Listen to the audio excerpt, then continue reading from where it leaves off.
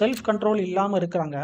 So அது நிமித்தம் என்ன பண்ணுறாங்க, எப்படியாவது கடன் வாங்கியாவது இன்றைக்கி எப்படி இருந்தோம் ரொம்ப நான் இன்னைக்கு லைஃப்பை நான் என்ன பண்ணணும், என்ஜாய் பண்ணணும் அப்படிங்கிற நினப்பில் அவங்க எதுவும் கடன் வாங்கி எல்லாம் பண்ணுறாங்கன்னா அவங்க திரும்ப திரும்ப கடனில் விழுந்துகிட்டே இருப்பாங்க.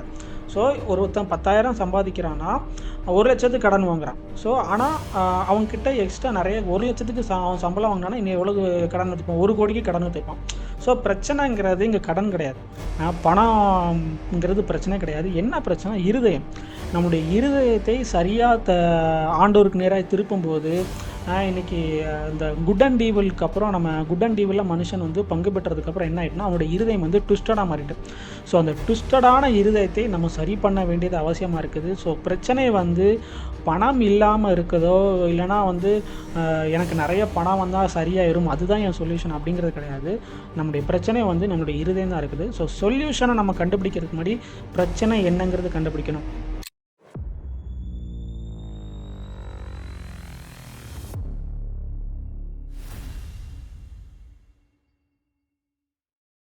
Hi, shalom. ஏசு கிறிஸ்துவே நாமத்தினால இந்த கான்ஃபரன்ஸ்க்கு வந்த ஒவ்வொருத்தங்களையும் நாங்கள் வரவேற்கிறோம். ஒரு ஆராதனை மூலமா இந்த கான்ஃபரன்ஸ்குள்ள நம்ம கடந்து போகலாம்.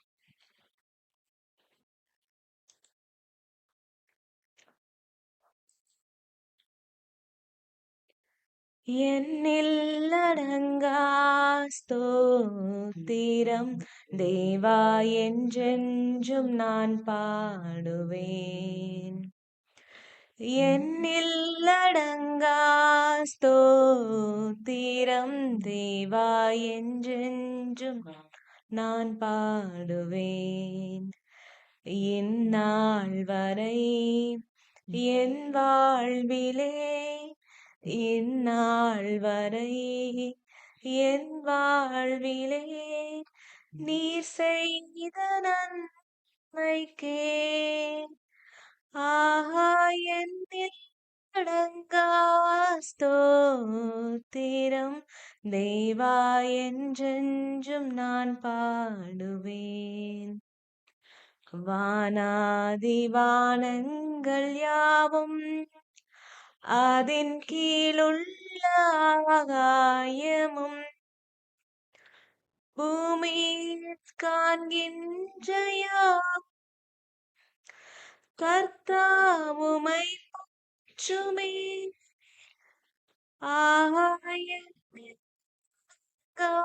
ஸ்தோத்திரம் தேவா என்றென்றும் நான் பாடுவேன். இந்நாள் வரை என் வாழ்விலே இந்நாள் வரை என் வாழ்விலே நீர் செய்த நன்மைக்கே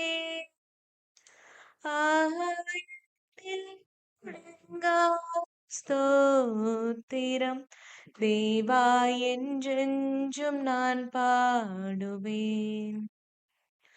காட்டேனில் வாழ்கின்ற யாவும் கடும் காற்றும் பனி தூறலும் நாட்டேனில் வாழ்கின்ற யாவும் நாதமுமை போற்றுதே. காட்டேனில் வாழ்கின்ற கடும் காற்றும் பனி தூறலும் நாட்டில் வாழ்கின்ற யாவும் நாதமுமை போற்றுமே. ஆஹா என்னிடங்கா ஸ்தோத்திரம் தேவா என்றென்றும் நான் பாடுவேன். இந்நாள் வரை என் வாழ்விலே இந்நாள் வரை என் வாழ்விலே நீர் செய்த நன்மைக்கே ஆஹா ஸ்தோத்திரம் தேவா என்றென்றும் நான் பாடுவேன். அப்பா நன்றிப்பா, தேங்க்யூ ஜீசஸ். உம்முடைய பிரசனம் இந்த இடத்துல இருக்கிறதுக்காக உமக்கு நன்றி செலுத்துகிறோம்ப்பா. இந்த கான்ஃபரன்ஸை நாங்கள் உங்கள் கருத்தில் தரோம், நீங்கள் பொறுப்படுத்திக்கோங்க. எங்ககிட்ட நீங்கள் என்ன பேசணும்னு நினைக்கிறீங்களோ அதை வைகேஷ் மூலமாக நீங்கள் எங்கள் கிட்ட பேசுறதுக்காக நன்றிப்பா. எங்களோட இருதயத்தை தரங்கப்பா. உம்முடைய வார்த்தை எங்கள் லைஃப்பில் போயிட்டு அது 30, 60, 100 மடங்கு அது பலன் தரட்டும். இந்த கான்ஃபரன்ஸில் பேசுகிற வைகேஷ் நான் உங்கள் கரத்தில் தரேன் அப்பா. அவனோட நாவலேருந்து நீங்கள் பேசுகிறதுக்காக நன்றி. உங்களுடைய ஜீவனை அவனோட வாயில் வைத்திருக்கிறதுக்காக நன்றிப்பா. தேங்க்யூ. ஏசு கிறிஸ்துவின் நாமத்தினால் ஜெபிக்கிறேன் என் ஜீவனுள்ள நல்ல பிதாவே, ஆமென்.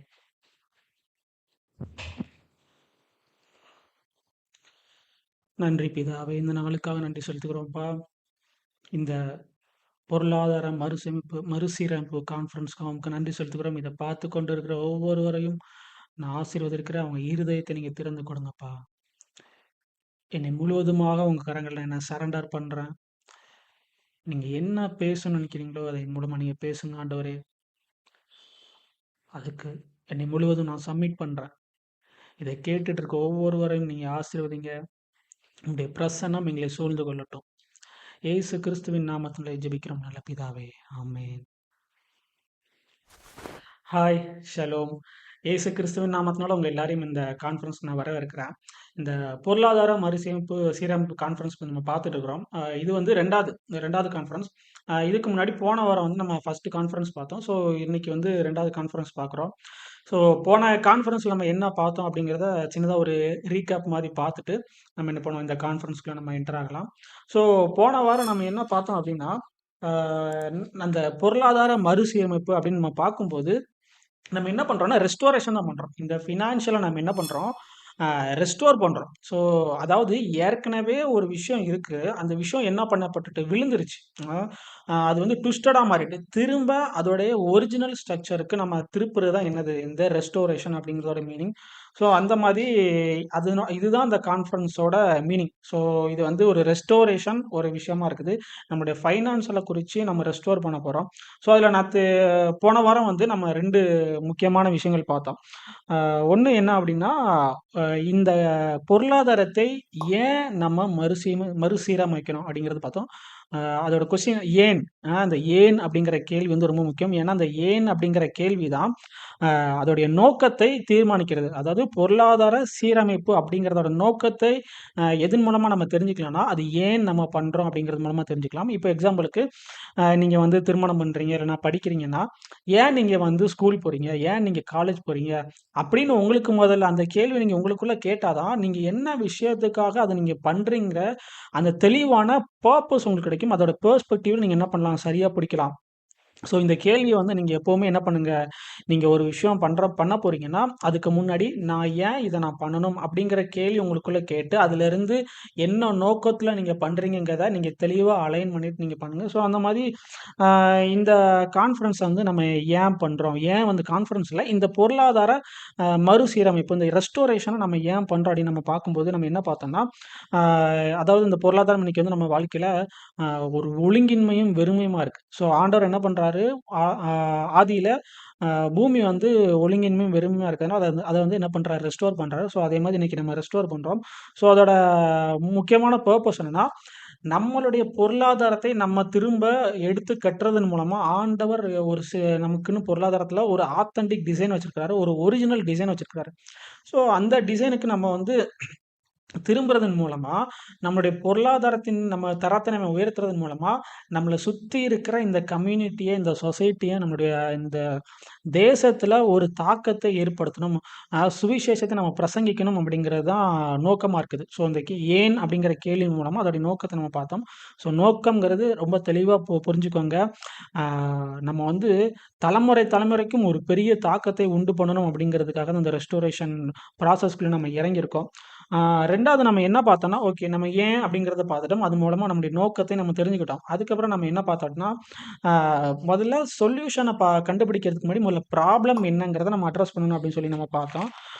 ஏன் அப்படின்னா இன்னைக்கு நிறைய பேருக்கு என்ன தெரியல, எல்லாரும் என்ன நினச்சிட்டு இருக்காங்கன்னா, எனக்கு கடன் பிரச்சனை இருக்கு, எனக்கு வந்து பற்றாக்குறை இருக்குது. ஸோ அதனால எனக்கு என்ன பண்ணணும், எனக்கு நிறைய பணம் வந்ததுன்னா இந்த பிரச்சனையில இருந்து நான் விடுதலை ஆயிருவேன்னு சொல்லி நினைக்கிறாங்க. ஆனால் அது அப்படி கிடையாது.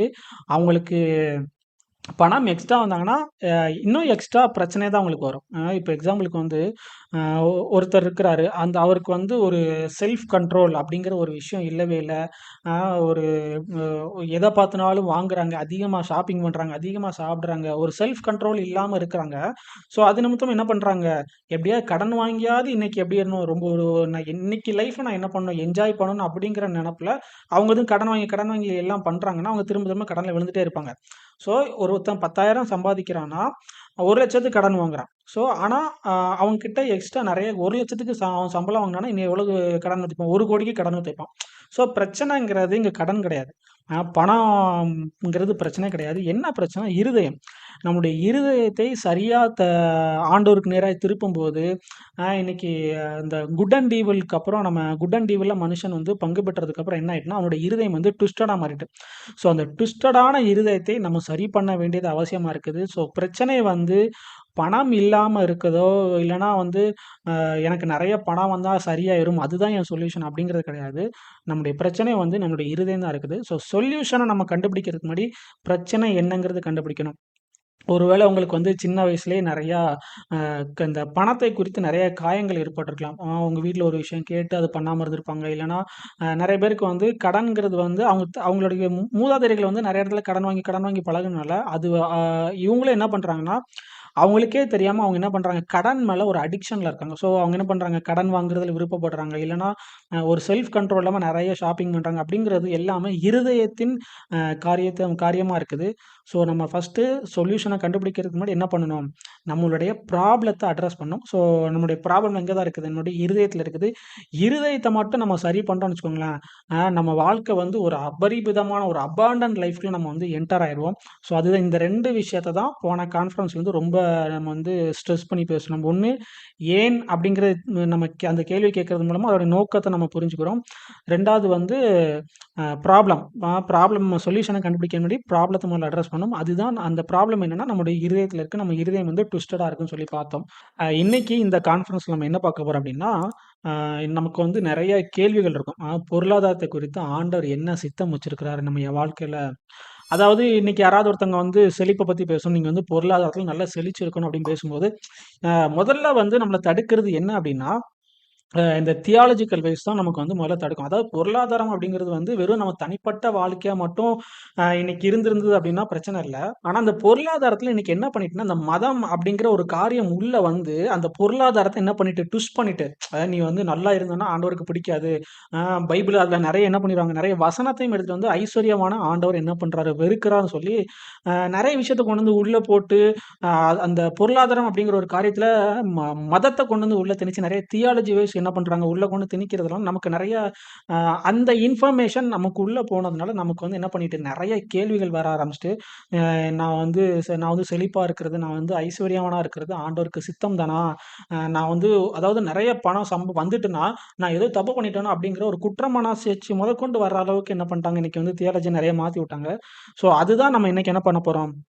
அந்த ஒரு கலப்படம் இல்லாம ஆண்டவருடைய சித்தம் இந்த பொருளாதாரத்தை குறித்து அப்படி என்னங்கிறத நம்ம பார்க்க போறோம். ஸோ எப்பவுமே ஒரு விஷயம் ஞாபகம் வச்சுக்கோங்க. அதாவது எந்த ஒரு விஷயம் நீங்க பண்ணாலும் நம்மளுடைய பெர்ஸ்பெக்டிவ் அந்த இடத்துல கரெக்ட்டா இருந்ததுன்னா, என்னப்பா அது அந்த அந்த விஷயம் எதுவுமே தப்பு கிடையாது. நான் போன கான்ஃபரன்ஸ்ல ஏற்கனவே சொன்ன மாரி தான்.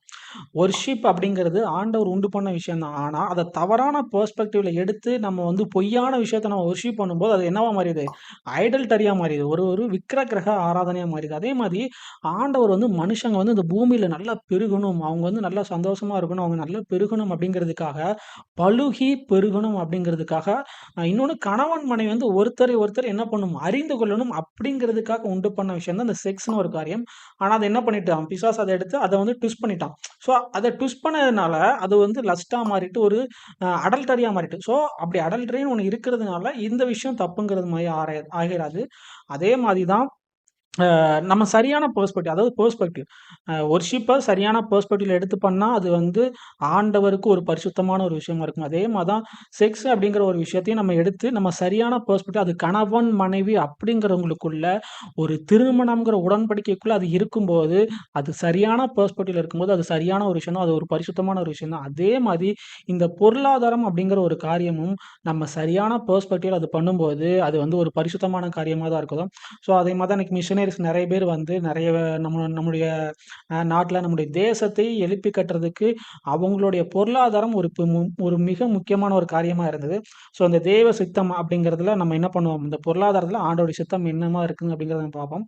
ஸோ இந்த தேவனுடைய சித்தம் அப்படிங்கிறதுல பார்த்தோம்னா 2 விஷயம் இருக்கு.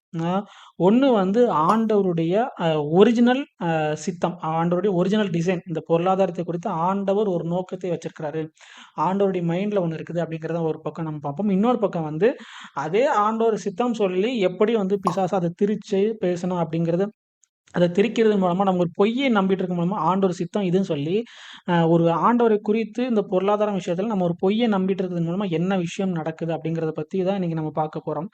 ஸோ அதுல இன்னைக்கு நம்ம முக்கியமா பார்க்க போறது என்னன்னா, நம்ம எடுத்துப்போம் ஆதியாகமம் 49வது அதிகாரம் 13வது வசனம். ஸோ இந்த இடத்துல பார்த்தோம்னா என்ன பண்றாருன்னா, யாக்கோபு அவருடைய குமாரர்களை வந்து ஆசீர்வதிக்கிறாரு. அவருடைய குமாரர்கள் 12 குமாரர்களும் கூப்பிட்டு ஆசீர்வதிக்கிறாரு. அதுல முக்கியமான ஒருத்தர் யாருன்னு பார்ப்போம். செபுலோன் 13ஆம் வசனம், செபுலோன் கடல் துறை அருகே குடியிருப்பான். அவன் கப்பல் துறைமுகமாய் இருப்பான். அவன் எல்லை சீதோன் வரைக்கும் இருக்கும். ஓகேவா? இதுல வந்து செபுலோனுடைய ஆசீர்வாதம் பிளெஸிங்ஸ் குறிச்சு போட்டிருக்குது. அடுத்து நம்ம வாசிக்கணும் 23 வாசிப்போம். நப்தலி விடுதலை பெற்ற பெண்மான் இன்பமான வசனங்களை வசனிப்பான். ஸோ இந்த இடத்துல நம்ம பார்த்தோம்னா யாக்கோபு வந்து இந்த செபுலோனையும் நப்தலியும் ஆசீர்வதிக்கும் போது அவங்கள வந்து பயங்கரமா ஆசீர்வதிக்கிறாரு. அதாவது இந்த செபுலோன் அப்படிங்கிறது கடல் துறை, அதாவது ஒரு ஒரு நல்ல ஒரு பிசினஸ் பண்றவனா இருப்பான். ஸோ பிசினஸ் பண்ணாலும் என்ன பண்ணும், ஆட்டோமேட்டிக்கா அவங்ககிட்ட ஐஸ்வர்யம் வந்து சேரும். அதே மாதிரி இந்த நப்தலியும் அப்படிங்கிறது அவர் வந்து ஒரு விடுதலை பெற்றவன். ஸோ இந்த இடத்துல 2 விஷயங்கள் இருக்கு. ஒன்று வந்து ஐஸ்வர்யம், இன்னொன்று விடுதலை. இன்னைக்கு நம்ம வந்து ஒரு விஷயம் நமக்கு புரிஞ்சுக்கணும். ஸோ இப்படிதான் ஆண்டவர் என்ன பண்ணியிருக்கிறார், இப்படிதான் யாக்கோபு அவங்களை ஆசீர்வதித்திருக்கிறாரு. ஸோ அந்த ஆசீர்வாதம்ங்கிறது இன்னைக்கு நிறைய பேர் என்ன பண்ணிட்டாங்கன்னா தப்பா வந்து அதை ஒரு மாதிரி கொச்சப்படுத்தி ஆசீர்வாதத்தை தேடி ஓடுறாங்கன்னு சொல்லி ஒரு மாதிரி என்ன பண்றாங்க, மற்றவங்களை இழிவுபடுத்துறதுக்காக சில பேர் வந்து மக்கள் அவங்கள தப்பா பேசுறாங்க. ஆனா ஆசீர்வாதம் அப்படி கிடையாது. இங்க பார்த்தோன்னா ஒவ்வொரு தலைமுறையும் ஆபிரகாம் இருக்கிறாருன்னா அவருடைய வேலையே என்னன்னா, அவருடைய கடைசி காலத்துல அவருடைய சந்ததியை ஆசீர்வதிக்கிறது தான் அவருக்கு கொடுக்கப்பட்ட மிகப்பெரிய பொறுப்பு. அந்த அவருக்குள்ள இருக்கிற ஆசீர்வாதத்தை அடுத்த ஜெனரேஷனுக்கு என்ன பண்ணணும், பாஸ் பண்ணணும். அதே மாதிரி தான் ஈசாக்கு வந்து என்ன பண்றாரு, யாக்கோபை ஆசீர்வதிக்கிறார். யாக்கோபு அவருடைய 12 குமாரர்களையும் என்ன பண்றாரு, ஆசீர்வதிக்கிறாரு. ஆசீர்வாதம் அப்படிங்கிறது சாதாரண ஒரு விஷயம் கிடையாது. அது அவங்களுடைய டிஎன்ஏ லெவல்ல அவங்களுடைய வித்து, அதாவது அந்த சீடு லெவல் என்ன பண்ணும், அதை அவங்களுக்குள்ள இருந்து வார்த்தையின் மூலமா டிரான்ஸ்ஃபர்மேஷன் பண்ற விஷயம் தான் இது என்னன்னா அந்த ஆசீர்வாதங்களுடைய காரியம். ஸோ அந்த ஆசீர்வாதங்கிறது அவங்க மேலே விழுந்த ஒரு ஒரு கடமை மாதிரி. அதை வந்து அவங்க தோள்களில் சுமந்துட்டு வராங்க.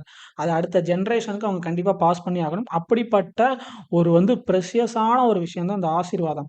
ஸோ இப்படி தான் என்ன பண்ணுறாரு, யாக்கோபு அவங்களை ஆசீர்வதிக்கிறாரு. ஸோ இந்த செபுலோன் நப்தலி அவங்களுடைய வாழ்க்கை வந்து ஆரம்பிக்கும் போது ஒரு நல்ல ஒரு பிளெஸ்ஸிங்கான லைஃபாக தான் ஆரம்பிக்குது.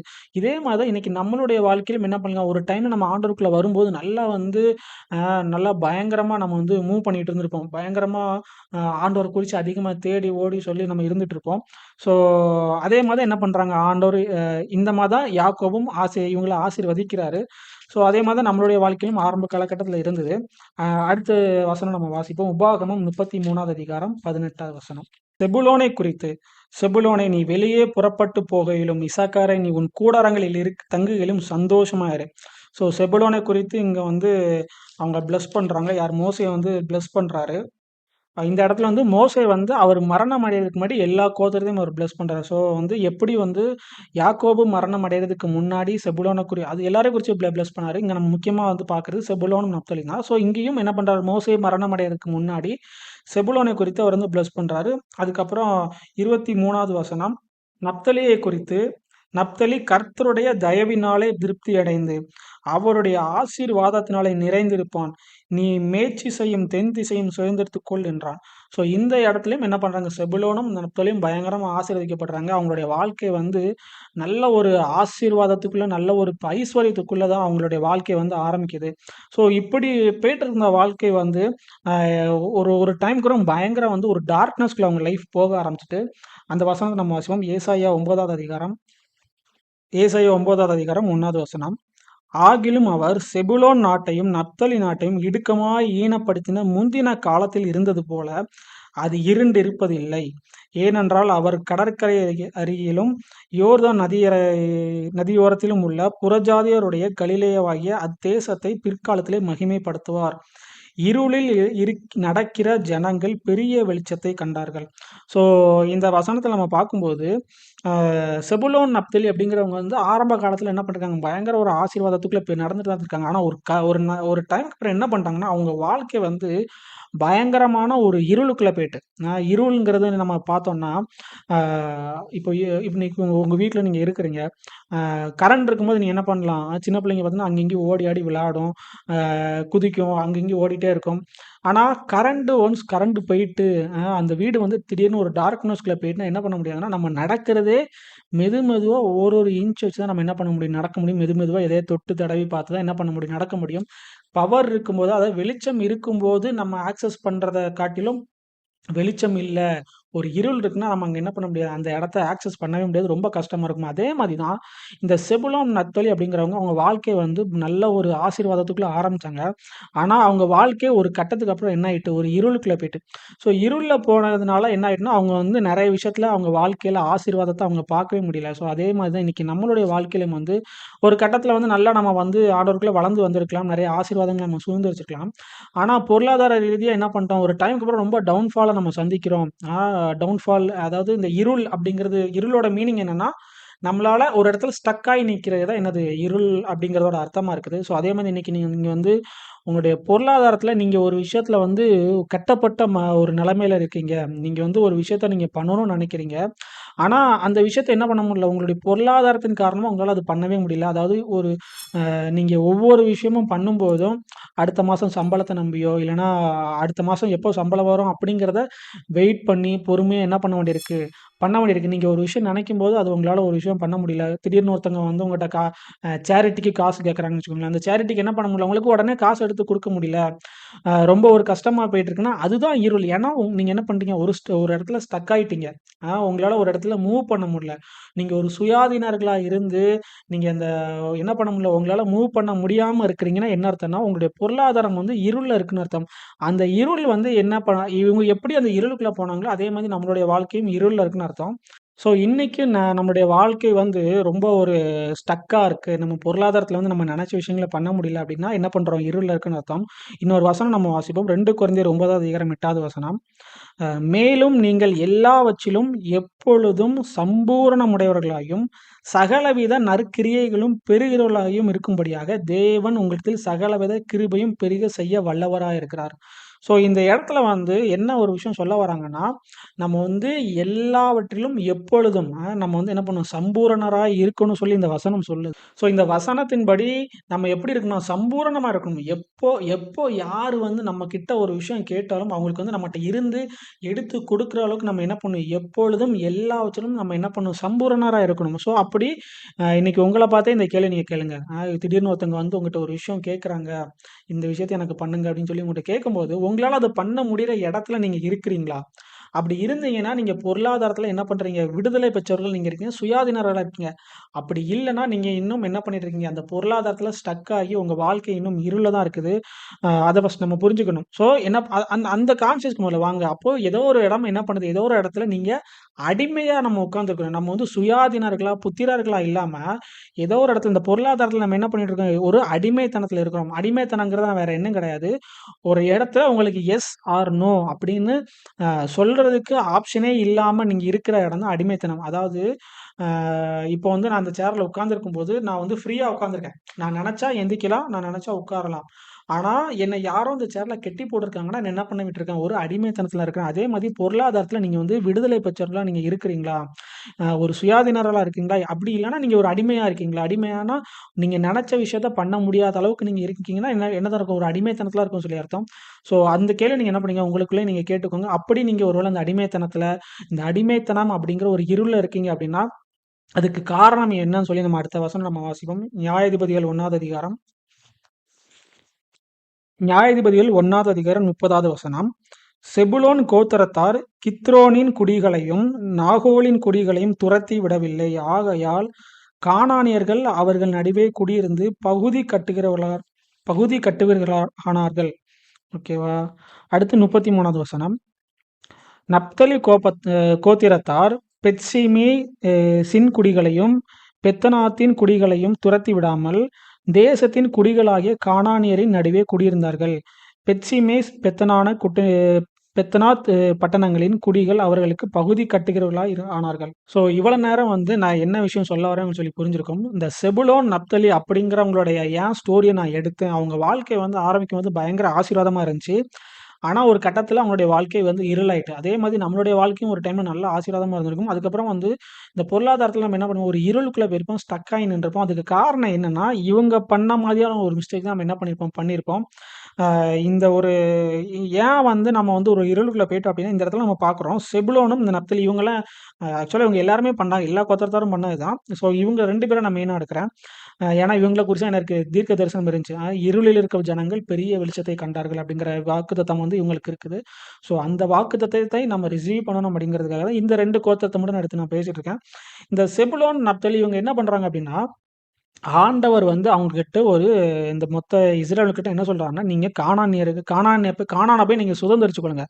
ஆனா நீங்க சுதந்தரிக்கும்போது அங்க இருக்கிற எல்லா கானானியர்களையும் நீங்க என்ன பண்ணணும்னா துரத்தி விடணும். அங்க இருக்கிற எல்லா அவங்களுடைய அந்நிய பலிபீடங்கள் நீங்க உடைக்கணும்னு சொல்லி ஆண்டவர் சொல்றாரு. ஆனா இவங்க அத பண்ணாம அந்த கானானியர்களை வந்து துரத்தி விடல. ஆண்டவர் சொன்னதை அவங்க செய்யாம அவங்க என்ன பண்றாங்கன்னா, பகுதி கட்டுகளா அவங்கள மாத்திட்டாங்க. பகுதி கட்டுறதுன்னு வரல, ஒரு ஃபோர்ஸ்டு லேபரா அவங்கள வந்து ஒரு அடிமைகளா அவங்க வச்சுக்கிட்டாங்க. அதாவது அவங்களுக்கு எதுவும் சின்ன சின்ன வேலை இருக்கு, ஏதாவது ஒண்ணு கட்டணும், பில்டிங் கட்டணும் அப்படின்னா, அவங்கள யூஸ் பண்ணிக்கிட்டாங்க. ஆனா ஆண்டவர் அப்படி சொல்லவே இல்ல. ஆண்டவருடைய வார்த்தைக்கு கீழ்ப்படியாம அவங்க என்ன பண்ணிட்டாங்க, அவங்கள மொத்தமா துரத்தி விடாம, அந்த கானானியர்களை எல்லாம் துரத்தி விடாம அந்த இடத்துல என்ன விட்டுட்டாங்க. அதோடைய விளைவு என்ன ஆகுதுன்னா, 2வது அதிகாரத்துல போட்டிருக்குது. நியாயாதிபதிகள் 2வது அதிகாரம் 1வது வசனம். கர்த்தருடைய தூதனானவர் கில்காலிலிருந்து போகிமுக்கு வந்து, நான் உங்களை எகிப்தில் இருந்து புறப்பட பண்ணி உங்கள் பிதாக்களுக்கு ஆணையிட்ட தேசத்தில் நான் உங்களை கொண்டு வந்து விட்டு உங்களோடே பண்ணின என் உடன்படிக்கையை நான் ஒரு காலும் முறித்து போடுவதில்லை என்றும், நீங்கள் இந்த தேசத்தின் குடிகளோடு உடன்படிக்கை பண்ணாமல் அவர்கள் பலிபீடங்களை இடித்துவிட கடவீர்கள் என்றும் சொன்னேன். ஆனாலும் என் சொல்லை கேளாதே போனீர்கள். ஏன் இப்படி செய்தீர்கள்? ஆகையால் நான் அவர்களை உங்கள் முகத்திற்கு முன்பாக துரத்துவது இல்லை என்றேன். அவர்கள் உங்களை நெருக்குவார்கள், அவர்கள் தேவர்கள் உங்களுக்கு கண்ணியாவார்கள் என்றார். கர்த்தருடைய தூதனானவர் இந்த வார்த்தைகளை இஸ்ரவேல் புத்திரர் எல்லாரும் சொல்லுகையில் ஜனங்கள் உரத்த சத்தமிட்டு அழுதார்கள். ஸோ இந்த இடத்துல நம்ம பார்க்கிறோம், ஆண்டவர் அவங்களுக்கு ஒரு விஷயத்த சொல்லியிருக்கிறார், உடன்படிக்கை பண்ணியிருக்கிறாரு. உடன்படிக்கை பண்ணப்போ நான் உங்களுக்கு கானான் தேசத்தை தாரேன், ஆனா நீங்க உள்ள போனோன்னு என்ன பண்ணணும், அந்த கானானியர்கள் எல்லாத்தையும் விரட்டி விட்டு அங்க இருக்கிற எல்லா பலிபீடத்தையும் நீங்க உடைக்கணும்னு சொன்னாரு. ஆனா அந்த உடன்படிக்கையில ஆண்டவருக்கு அவங்களுக்கு கொடுத்த கமாண்ட்மெண்ட் அவங்க என்ன பண்ணல, அவங்க சரியா பின்பற்றாம அந்த விஷயத்த அவங்க என்ன பண்ணல, அவங்கள கானானியர்களை துரத்தி விடாம விட்டாங்க. ஸோ அவங்க துரத்தி விடாம இருந்ததுனால அவர்களுடைய தேவர்கள் வந்து என்ன பண்ணிட்டாங்க, அவங்களுக்கு ஒரு கன்னியாய் மாறிட்டாங்க. ஸோ அதே மாதிரி தான் இன்னைக்கு வந்து நான் ஸ்டார்டிங்ல சொன்ன மாதிரி ஆண்டவருடைய சித்தத்தை நம்ம எடுத்துக்கிட்டோம். நம்ம பொருளாதாரத்தை குறித்து ஆண்டவருடைய சித்தம் நம்ம எடுத்தோம்னா, ஆண்டவருடைய ஒரிஜினல் டிசைன் ஒன்று இருக்கு. இன்னொன்று ட்விஸ்டடான ஒரு விஷயம், அதாவது இந்த தியாலஜி மதம் அப்படிங்கிற ஒரு விஷயம் உள்ள வந்து ட்விஸ்ட் பண்ணி ஒரு விஷயம் இருக்கு. ஸோ அந்த விஷயம் என்னன்னா, அது பாவர்ட்டி. மதம் வந்து எப்பவுமே என்ன பண்ணும், பாவர்ட்டி வந்து குளோரிஃபை பண்ணி நீ வந்து உங்ககிட்ட நீ வந்து ஐஸ்வர்யனா இருந்தா ஆண்டவருக்கு பிடிக்காது, உங்ககிட்ட காசு இல்லைனா தான் ஆண்டவருக்கு ஒன்று பிடிக்கும் அப்படின்னு சொல்லி மதம் வந்து ஒரு பொருளாதாரத்தை ஒரு தியாலஜியா கொண்டு வந்து மாற்றி அதை என்ன பண்ணிட்டாங்க, ஒரு ட்விஸ்ட் பண்ணி விட்டதுனால பாவர்ட்டி அப்படிங்கிற ஒரு விஷயத்தை அவங்க குளோரிஃபை பண்ணும்போது அதை கேட்கிற விசுவாசிகள் என்னதான் வரும், அப்போ ஐஸ்வர்யம்ங்கிறது ஆண்டவருக்கு பிடிக்காது அப்படின்னு தான் நினைப்பாங்க. அவனுக்கு பணம் சம்பாதிக்கிற எண்ணமும் வராது. ஸோ அது வராததுனால அவனுக்கு ஒரு பிரச்சனை, அவனுக்கு ஒரு இடத்துல காசு தேவைப்படுதுனா அவன் என்னதான் பண்ணுவான், கடன் வாங்க தான் போவான். கடன் லோனை தேடி போவாங்க. இந்த பேங்க்ல லோன் கிடைக்குமா, அந்த பேங்க்ல லோன் கிடைக்குமான்னு சொல்லி ஆண்டவரை நம்பாம, ஆண்டவர்கிட்ட போய் ஜெபம் பண்ணாம, கடன் அப்படிங்கிற அந்த மர்மர்டுங்கிற அந்நிய தெய்வத்தை போய் என்ன பண்ணுவாங்க, அந்த பணத்தை கேட்பாங்க. ஸோ இது லிட்ரலாகவே ஒரு விக்கிரக ஆராதனை, ஒரு ஐடல்டரி. ஆண்டவரை நம்பாமல், ஆண்டவர் எனக்கு கொடுப்பாரு அப்படிங்கிறத நம்பாமல் மற்ற விஷயத்த போய் நம்புறது, கடன் வாங்குறது, இல்லைன்னா கையில் இருக்க விஷயத்த போயிட்டு அடகு வைக்கிறது, அந்த மாதிரி விஷயங்களை நம்பி, இல்லை ஒரு கைமாத்துக்கு போய் வாங்குறதுன்னு சொல்லி அது ஒரு பேட்டர்னாக அவங்க லைஃப்பில் மாறும். ஏன்னா அவங்களுக்கு ஆண்டவர் அவங்கள ஆசீர்வதிச்சிருக்கிறாரு. இந்த பொருளாதாரத்தை குறித்த சத்தியம் அவங்களுக்கு இல்லை, பொருளாதாரத்தை குறித்து அவங்களுக்கு வெளிச்சம் இல்லாததுனால அவங்க என்ன பண்ணுறாங்க, இந்த மர்மர்டுங்கிற கடன்கிற இந்த மற்ற இந்த அந்நிய தேவர்களுக்கு என்ன பண்ணுறாங்க, போய்கிட்டு இருக்கிறாங்க. ஸோ இந்த ஒரு தப்பை தான் நம்மளும் இன்னைக்கு பண்ணிட்டு இருக்கோம். ஸோ அதுக்குள்ளே போய் போய் போய் போய் நம்ம வாழ்க்கை இன்னைக்கு என்ன ஆகுது, கடைசியாக ஒரு இருளில் போயிட்டு நம்ம உட்கார்ந்துட்டு இருக்கிறோம். எந்த ஒரு விஷயத்துலையும் பொருளாதாரத்தில் நம்ம ஆக்சஸ் பண்ண முடியாத ஒரு நிலைமையில இருக்கிறோம்.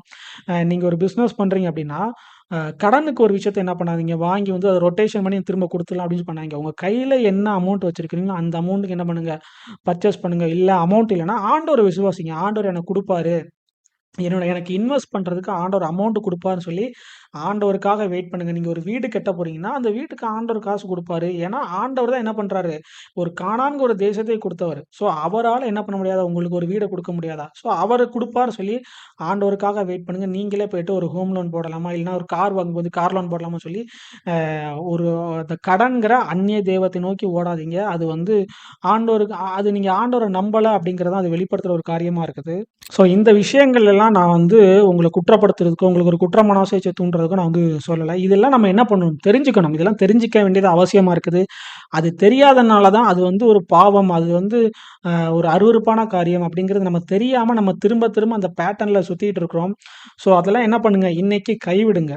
அந்த அந்த இடத்துல இருந்து என்ன பண்ணுங்க, மனம் திரும்புங்க. அது வந்து பாவர்ட்டி, பற்றாக்குறை, கடன் வாங்குறது எதுவுமே ஆண்டவருக்கு சித்தமான காரியம் அல்ல. நீங்க வந்து எல்லாவற்றிலும் எப்பொழுதும் சம்பூரணரா இருக்கும்படி தான் ஆண்டவர் உங்கள வச்சிருக்கிறாரு. அப்படி உங்கள மாத்துறதுக்கு அவர் வல்லவரா இருக்கிறாரு. அந்த விஷயத்துக்கு நேரா உங்க இருதயத்த திருப்புங்க. ஸோ, அப்போ உங்களுக்குள்ள இப்போ ஒரு கேள்வி வரும். அப்போ நான் என்ன பண்ணணும்? அப்படின்னு உங்களுக்கு ஒரு கேள்வி வரும். ஸோ, இப்போ அத நான் உங்களுக்கு சொல்றேன். இன்னைக்கு வந்து நம்ம யாரும் வந்து வேணும்னு போயிட்டு கடன் வாங்குறது அப்படிலாம் பண்றதில்ல. ஆனா என்ன ஒரு நீங்க சொல்லலாம், என் சூழ்நிலை உங்களுக்கு தெரியாது. அதனால தான் நான் கடன் வாங்குறேன்.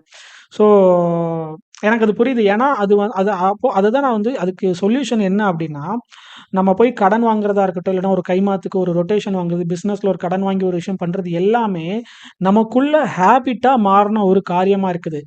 அது வந்து இன்னைக்கு, நேத்து உங்களுக்குள்ள பில்ட் ஆன ஒரு விஷயம் கிடையாது. அது நல்லா புரிஞ்சுக்கோங்க. அது நம்மளுடைய மைண்ட்ல வந்து, நம்ம ஒரு விஷயம் புதுசா நம்ம பண்றோம்னா, ஒரு நியூரல் பாத்வே அங்க கிரியேட் ஆகும். ஒரு ஒரு விஷயம் வந்து அங்க நம்மளுடைய மைண்ட்ல வந்து பில்ட் ஆகும். நீங்க திரும்ப, திரும்ப, திரும்ப, திரும்ப அது பண்ணும்போது, நம்முடைய மைண்ட் என்ன பண்ணும், அந்த இடத்த ஸ்ட்ராங் ஆக்கிக்கிட்டே இருக்கும். அந்த பாத்வேஸ வந்து ஸ்ட்ராங் பண்ணிட்டே இருக்கும். இப்ப எக்ஸாம்பிளுக்கு வந்து இப்போ டைப் ரைட்டிங் படிச்சவங்களுக்கு தெரியும். இல்லன்னா கார் ஓட்டுறவங்களுக்கு தெரியும். இப்போ நீங்க சைக்கிளே ஓட்டுனாலும் தடவ கீழ விழுந்திருப்பீங்க. ஆனா திரும்ப, திரும்ப ஓட்ட, ஓட்ட, ஓட்ட, ஓட்ட அதுல ரொம்ப பழக்கப்பட்டவர்களா நம்ம மாறிருவோம். அதே மாரி நீங்க இன்னைக்கு கடன் வாங்குறதுல ரொம்ப பழக்கப்பட்டவர்களா இருக்கீங்கன்னா, ஆரம்பத்துல அது எங்கேயோ ஒரு இடத்துல ஆரம்பிச்சிருக்கு. ஓகேவா? அந்த இடம் ஆரம்பிச்சனால அந்த நியூரல் பாத்வே வந்து ரொம்ப ஸ்ட்ராங்கா மாறி இருக்குது. அது உங்க லைஃப்ல ஒரு பேட்டர்னா மாறிட்டு, அதனால தான் திரும்ப, திரும்ப, திரும்ப என்ன பண்றீங்க, அந்த கடன்ல விழுந்துட்டே இருக்கிறீங்க. அப்படி இல்லன்னா, உங்களுடைய மூதாதையர்கள் யாருக்கும் அந்த பழக்கம் வந்திருக்கும். அதுவும் என்ன பண்ணும், உங்களுக்குள்ள ஒரு சுபாவமா வந்திருக்கும். ஸோ இன்னைக்கு அத எப்படி நம்ம உடைக்கணும் அப்படின்னா, இந்த இடத்துல ஆண்டவர் சொல்றார்ல, அ அந்த அவங்களுக்கு நீங்க நியாயாதிபதிகள் 2வது அதிகாரம் 2வது வசனம். நீங்கள் இந்த தேசத்தின் குடிகளோடே உடன்படிக்கை பண்ணாமல் அவர்கள் பலிபீடங்களை இடித்துவிட கடவீர்கள் என்று சொன்னேன். ஸோ அந்த விஷயத்த நீங்க பண்ணுங்க. இந்த நியூரல் பாத்வே தான் பலிபீடம்.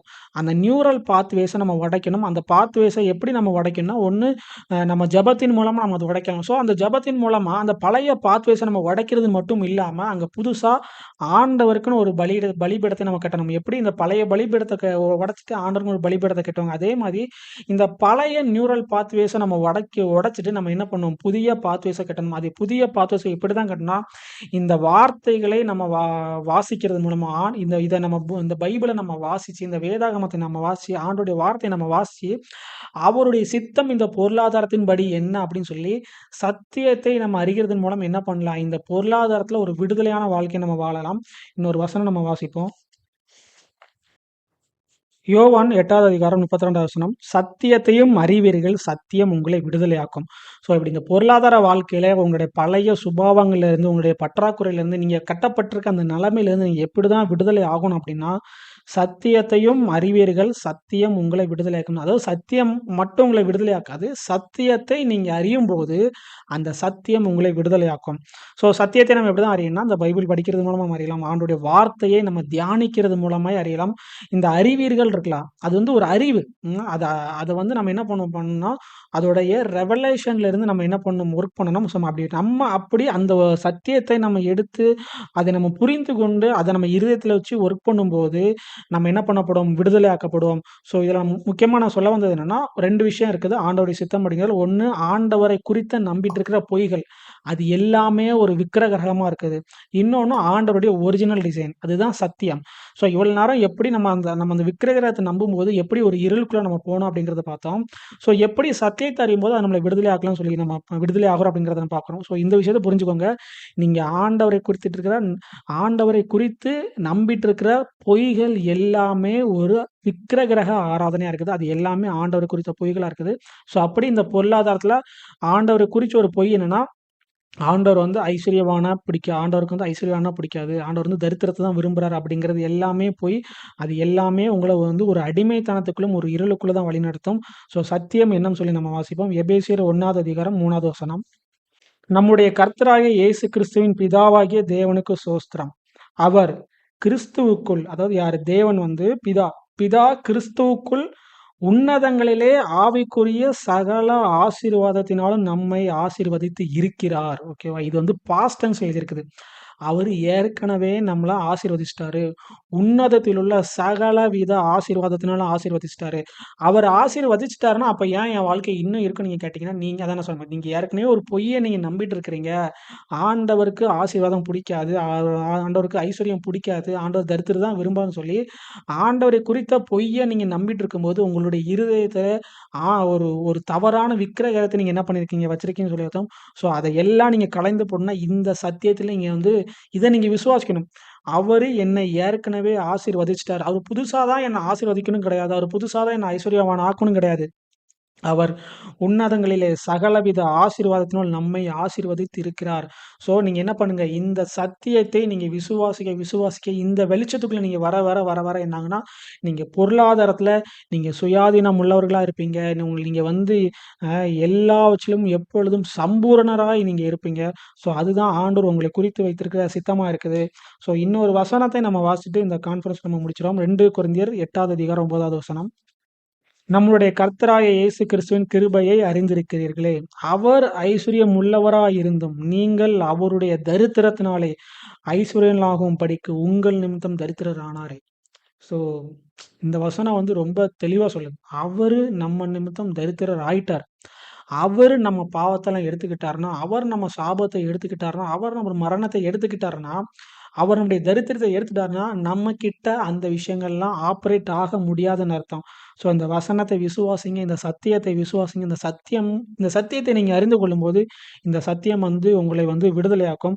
ஸோ இதுதான் சத்தியமா இருக்குது. இதுதான் ஆண்டவருடைய ஒரிஜினல் டிசைன். நம்ம ஐஸ்வர்யவானா இருக்கணும் அப்படிங்கிறது தான் ஆண்டவருடைய ஒரிஜினல் டிசைனா இருக்குது. அதை என்ன பண்ணோம்? சரியான பெர்ஸ்பெக்டிவ்ல வந்து நம்ம அட்ரஸ் பண்ணோம். நம்மள சுத்தி இருக்கிறவங்களுக்கும், நம்ம வந்து எல்லாருக்கும் நன்மை செய்கிறதுல ஐஸ்வர்யவானா இருக்கணும் அப்படிங்கிறத நீங்க அத முதல்ல புரிஞ்சுக்கோங்க. நீங்க அத புரிஞ்சு கொள்ளும்போது, இந்த விஷயம் வந்து உங்க வாழ்க்கையில கரெக்ட்டா இருக்கும். நீங்க பொருளாசை உடையவர்களா இல்லாம, நீங்க வந்து ஆண்டவர் உண்டாக்குன ஐஸ்வர்யவான்களா இருப்பீங்க. ஸோ இதுதான் சத்தியமா இருக்குது. அவர் நம்மளுடைய தரித்திரத்த எல்லாம் எடுத்துட்டாரு. அவர் நம்மள ஐஸ்வர்யவானா மாத்திட்டாரு. உன்னதங்களிலே சகலவித ஆசீர்வாதத்தினாலும் ஆசீர்வதிச்சுட்டாரு. இத நீங்க அறிந்து கொள்ள நீங்க என்ன பண்ணலாம்? உங்களுடைய இந்த பொருளாதார இருள்ல இருந்து, இந்த பொருளாதாரத்துல அடிமைத்தனத்திலிருந்து, வறுமையிலிருந்து நீங்க என்ன பண்ணலாம்? விடுபடலாம். உங்க கடன்லேருந்து நீங்க விடுபடலாம். உங்க பிசினஸ் லாஸ் ஆகிட்டு இருக்கிறதுலேருந்து நீங்க விடுதலையாகி, ஆண்டவர் உங்கள வச்சிருக்கிற ஒரு பெரிய ஒரு சக்சஸ நீங்க பார்ப்பீங்க. பெரிய ஒரு பிரேக் த்ரூவ பார்ப்பீங்க. ஸோ இது எதுவுமே புதுசா ஆண்டவர் குடுக்க போற விஷயம் இல்ல. ஏற்கனவே அவர் எல்லாம் வச்சுட்டாரு. நீங்க போய் அவர்ட்ட போயிட்டு கெஞ்சிக்கிட்டு இருக்கணும் அப்படிங்கிற அவசியமே இல்ல. அவர் எல்லாம் உங்கள்ட்ட குடுத்துட்டாரு. அதை அறிந்து கொண்டு அதை என்ன பண்ணுங்க? அந்த வெளிச்சத்துல நீங்க நடங்க. ஸோ இந்த கான்ஃபரன்ஸ் வந்து உங்களுக்கு ரொம்ப பிரயோஜனமா இருக்கும்னு சொல்லி நம்புறேன். ஏன் வந்து நான் இன்னும் முழுசா வந்து இந்த பொருளாதாரம் அந்த விஷயத்துக்குள்ள இன்னும் போகல. முதல்ல வந்து நம்ம இன்னும் நெறைய காரியங்கள் நம்ம முதல்ல வந்து அண்டர்ஸ்டாண்ட் பண்ண வேண்டியிருக்குது. அ ஏன் நமக்கு ஐஸ்வர்யம் வேணும்? அதோடைய நோக்கம் என்ன? இன்னொன்னு அது நமக்கு உண்மையா என்ன ப்ராப்ளம் இருக்குது? ஆண்டவர் இத எப்படி பார்க்குறாரு? ஸோ இப்படிப்பட்ட அஸ்திபாரத்தை நான் வந்து கொஞ்சம் ஸ்ட்ராங்கா போடணும் அப்படிங்கிறதுனால தான் இந்த 2 கான்ஃபரன்ஸுமே ரொம்ப வந்து அ ரொம்ப தெளிவா பேசியிருக்கேன். இன்னும் வரப்போற நாட்கள்ல வந்து நம்ம எப்படி வந்து அந்த சோயிங் அண்ட் ரீப்பிங் அப்படிங்கிறத பத்திலாம் நம்ம இன்னும் பார்ப்போம். ஸோ இந்த விஷயம் வந்து உங்களுக்கு தெளிவா புரிஞ்சிருக்கும்னு நம்புறேன். ஸோ இந்த கான்ஃபரன்ஸ்ல பார்த்தா நம்ம என்ன பார்த்தோம்னா, நம்ம நம்பிட்டு இருக்கிற பொய்கள் எல்லாமே ஆண்டவரை குறித்து வச்சுக்க நம்பிட்டு இருக்கிற பொய்கள் எல்லாமே ஒரு விக்கிரகமா இருக்குது. ஸோ அந்த விக்கிரகம் அந்த ஒரு பலிபீடத்த நம்ம உடைச்சு ஆண்டவருக்கும் ஒரு பலிபீடத்த சத்தியத்தின்படி போடணும். ஸோ அந்த விக்கிரகங்கள் எல்லாமே நம்மளுடைய மைண்ட்ல தான் இருக்குது. ஸோ ஆண்டவரை குறித்து நீங்க தவறா நம்பிட்டு இருக்கிற பொய்களை எல்லாம் களைந்து போட்டு, சத்தியத்தின்படி ஆண்டவர் என்ன சொல்லியிருக்கிறாருங்கிறத நீங்க அதிகமா தியானிங்க. இயேசு கிறிஸ்துவின் ரத்தத்த நீங்க என்ன பண்ணுங்க, தெளிச்சு அதிகமா நீங்க ஜெபம் பண்ணுங்க. இயேசு கிறிஸ்துவின் ரத்தத்தை குறித்து அதிகமா தியானிங்க. அதெல்லாம் தியானிச்சுட்டு, இப்போ நான் சொன்ன இந்த வசனங்கள எடுத்து நீங்க அதிகமா படிக்கும்போது, அது முக்கியமா அந்த 2 கொரிந்தியர் 8வது அதிகாரம் நீங்க நல்லா படிங்க. அதுல கிவிங்க பத்தி அதிகமா போட்டிருக்காங்க. பொருளாதாரத்த பத்தி அதுல அதிகமா போட்டிருக்கிறாங்க. எப்படி உற்சாகமாய் குடுக்கணும், எப்படி மன விருப்பத்தின்படி குடுக்கணும் அப்படிங்கிறதுல அதிகமா போட்டிருக்காங்க. ஸோ இந்த சத்தியத்தின்படி நீங்க என்ன பண்ணுங்க, உங்களுடைய வாழ்க்கைய கெட்டி எழுப்புங்க. ம். இந்த வார்த்தை ஒவ்வொன்னுமே நம்ம வாழ்க்கைய கெட்டி எழுப்புற காரியமா இருக்குது. இத நீங்க புரிஞ்சுக்கிட்டீங்க. இந்த சத்தியத்த வச்சு அ பொருளாதாரத்தின்படி ஆண்டவர் எப்படி உங்களுக்கு சித்தம் வச்சிருக்கிறாரு அப்படிங்கிறத நீங்க புரிஞ்சுக்கிட்டீங்கன்னா, கண்டிப்பா வந்து உங்க வாழ்க்கை மறுரூபமாகும். இதுதான் மனம் புதிதாகிறதுனால மறுரூபமாகுது. பழைய விஷயத்த எல்லாம் களைந்து போட்டு, புதியதாய் இந்த வார்த்தையை கொண்டு உங்களுடைய இருதயத்தை நீங்க என்ன பண்ணுங்க கட்டுங்க. கர்த்தர் உங்களை ஆசீர்வதிப்பார். ஸோ இந்த கான்ஃபரன்ஸ் வந்து உங்களுக்கு ரொம்ப பிரயோஜனமா இருக்குன்னு சொல்லி நம்புறேன். இன்னும் வரும் நாட்கள்ல இந்த பொருளாதாரத்த குறித்து அதிகமா நம்ம பார்ப்போம். பொருளாதாரத்தில் நம்ம வளர வேண்டியது வந்து ரொம்ப அவசியமா இருக்குது. நமக்கு மட்டும் இல்ல, நம்மள சுத்தி இருக்கிறவங்களுக்கும் இந்த தேசத்தையும் நம்ம பெரிய தாக்கத்தை உண்டு பண்ணும்படியாக பொருளாதாரத்தில ஆண்டவர் நம்மள வந்து ஆசீர்வதிச்சிருக்கிறாரு. அந்த ஆசீர்வாதத்தை எல்லாம் நம்ம சுதந்திரிக்கணும்னா, அந்த அவேர்னஸ்க்குள்ள நம்ம வரணும். ஓகேவா? ஸோ கண்டிப்பா அந்த பொருளாதாரம் இந்த கான்ஃபரன்ஸ் வந்து உங்களுக்கு ஆசீர்வாதமா இருக்கும்னு நம்புறேன். நம்ம ஒரு பிரேயர் பண்ணிட்டு இந்த கான்ஃபரன்ஸ வந்து நம்ம முடிச்சிடலாம். நன்றி பிதாவே! இந்த நாளுக்காக நன்றி செலுத்துகிறோம்ப்பா. இத பார்த்துட்டு இருக்கிற ஒவ்வொருவரையும் நான் ஆசீர்வதிக்கிறேன். இத என்ன நோக்கத்துக்காக அவங்க பார்த்துட்டு இருக்கிறாங்களோ, அந்த பொருளாதாரத்தில அவங்களுக்கு வேண்டிய விடுதலை அவங்களுக்கு குடுங்கப்பா. உம்முடைய இரத்தத்தை நான் அவங்க மேல நான் தெளிக்கிறேன். உம்முடைய இரத்தத்தை தெளிக்கப்பட்டவர்களாய், இந்த பொருளாதாரத்தை வெளிச்சத்தை அவங்க ரிசீவ் பண்ணட்டும். நீங்க என்ன இந்த பொருளாதாரத்தை குறித்த சித்தம் வச்சிருக்கிறீங்களோ, அத அவங்களுக்கு வெளிப்படுத்துங்கப்பா. பழைய அந்த நரகலான விக்கிரகங்கள் எல்லாம் உடைந்து போகட்டும். அவைகள் எல்லாம் அப்புறப்படுத்தப்படட்டும். இயேசுவின் நாமத்தினால. பழைய ஜெனரேஷன் மூலமா இந்த கலாச்சாரத்திலிருந்து உண்டான இந்த தரித்திரத்தின் சிந்தனைகள் எல்லாம் உடைக்கப்படுவதாக. கிங்டம் ப்ராஸ்பெரிட்டி உண்டாகட்டும்.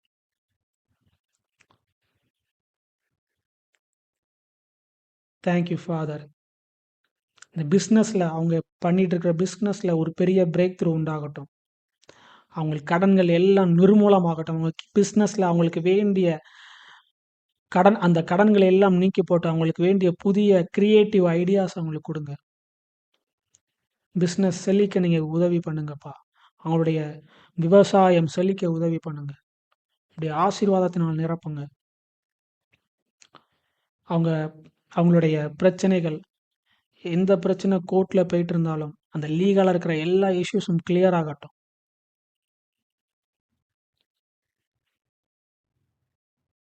இந்த ஃபினான்ஷியலா ஏற்படுற பிரச்சனையினால திருமணத்தில் உண்டாகும் பிரச்சனைகள் எல்லாம் கிளியர் ஆகட்டும். உங்களுடைய சமாதானம் நிரம்பட்டும். அவங்களுடைய பொருளாதார வாழ்க்கை உயரட்டும். அவங்களுடைய இன்கம் உயரட்டும். மல்டிபிள் சோர்ஸ் ஆஃப் இன்கம் குடுங்கப்பா. அவங்க அநேகருக்கு ஒரு ஆசீர்வாதமா இருக்கும்படி, ஒரு ஆசீர்வாத நதியா இருக்கும்படி அவங்கள நீங்க பெருக பண்ணுங்க. கையளவு மேகமா இருக்கிறது அவங்களுக்கு அவங்க வாழ்க்கையில ஒரு பெருவெள்ள மழை உண்டாகட்டும்.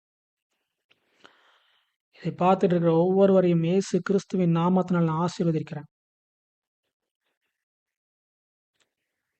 இந்த ஸ்லாக்கியத்திற்காக உமக்கு நன்றி செலுத்துகிறேன்ப்பா. உம்முடைய வார்த்தையை பிரசங்கிக்கிற அந்த ஸ்லாக்கியத்திற்காக நன்றி செலுத்துகிறேன்.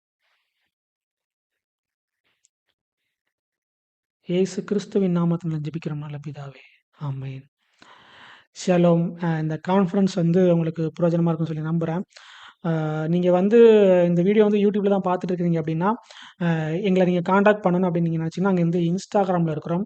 தி மார்னிங் ஸ்டார் மினிஸ்ட்ரி அப்படிங்கிற இன்ஸ்டாகிராம் சேனல். அத வந்து நீங்க பார்த்து நீங்க ஃபாலோ பண்ணிக்கோங்க. ஸ்க்ரீன்ல அதோட இப்ப நேம் நான் வந்து உங்களுக்கு போடுறேன். அதோட பாப்பப் நான் போடுறேன். ஸோ அத பார்த்து நீங்க ஃபாலோ பண்ணுங்க. ஸோ இந்த சேனல் நீங்க இப்ப தான் பார்க்குறீங்கன்னா, அத நீங்க சப்ஸ்கிரைப் பண்ணிக்கோங்க. நம்ம வந்து அடுத்த கான்ஃபரன்ஸ்ல நம்ம மீட் பண்ணலாம். ஷலோம்.